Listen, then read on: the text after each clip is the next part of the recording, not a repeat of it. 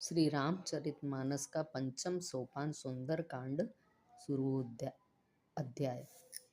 हे रघुनाथ जी, मैं सत्य कहता हूँ और फिर आप सबके आत्मा में ही सब जानते हैं कि मेरे हृदय में दूसरी कोई इच्छा नहीं है। हे रघुकुल के श्रेष्ठ, मुझे अपनी निर्भरा भक्ति दीजिए और मेरे मन को काम आदि दोषों से रहित कर दीजिए। अतुल बल के धाम, सोने के पर्वत, सुमेरु के समान कांति युक्त शरीर वाले दैत्य रूपी वन को ध्वंस करने के लिए अग्नि रूप ज्ञानियों में अग्रणी, संपूर्ण गुणों के निधान, वानरों के स्वामी श्री रघुनाथ जी के प्रिय भक्त पवन पुत्र श्री हनुमान जी को मैं प्रणाम करता हूँ।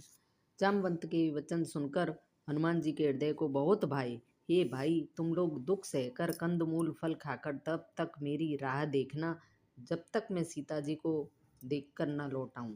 हृदय में श्री रघुनाथ जी को धारण करके हनुमान जी हर्षित होकर चले। समुद्र के तीर पर एक सुंदर पर्वत था। हनुमान जी खेल से ही कूदकर उसके ऊपर जा चढ़े। समुद्र ने उन्हें रघुनाथ जी का दूत समझकर मेनाक पर्वत से कहा कि ये मेनाक, तू इनकी थकावट दूर करने वाला हो, अर्थात अपने ऊपर इन्हें विश्राम दे दे। हनुमान जी ने हाथ से छू दिया, फिर प्रणाम करके कहा, ये भाई, श्री रामचंद्र जी का काम किए बिना मुझे विश्राम कहाँ। देवताओं अपने पवन पुत्र हनुमान जी को जाते हुए देखा। उनकी विशेष बल बुद्धि को जानने के लिए परीक्षार्थ उन्होंने सुरसा नामक सर्पों को माता को भेजा।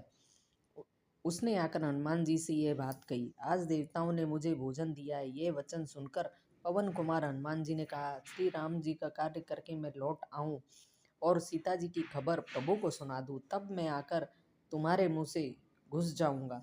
ए माता, मैं सत्य कहता हूँ, अभी मुझे जाने दे। जैसे जैसे सुरसा ना मानी तो हनुमान जी कहते हैं, चलो माता, ऐसा करो, अपना विस्तार बढ़ा दो।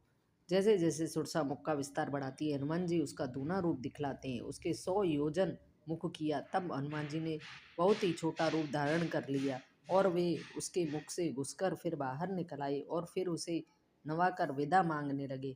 मैंने तुम्हारे बुद्धि बल का भेद पा लिया, जिसके लिए देवताओं ने मुझे भेजा था। राम काज सब करहूँ, तुम्हें बल बुद्धि निधान, आशीष दे गई सो हर्षि चले हनुमान। तुम श्री रामचंद्र जी के सब कार्य करेगो, तुमको बल बुद्धि विद्या भंडार हो, तुम आशीर्वाद देकर चली गई। समुद्र में एक राक्षसी रहती थी। वे माया उसके आकाश के उड़ते पक्षियों को पकड़ लेती थी। आकाश में जो जीव जंतु उड़ा करते थे, जल में उसकी परछाई देखकर उस परछाई को पकड़ लेती थी, जिससे वे उड़ नहीं सकते थे और जल में गिर पड़ते और वे उनका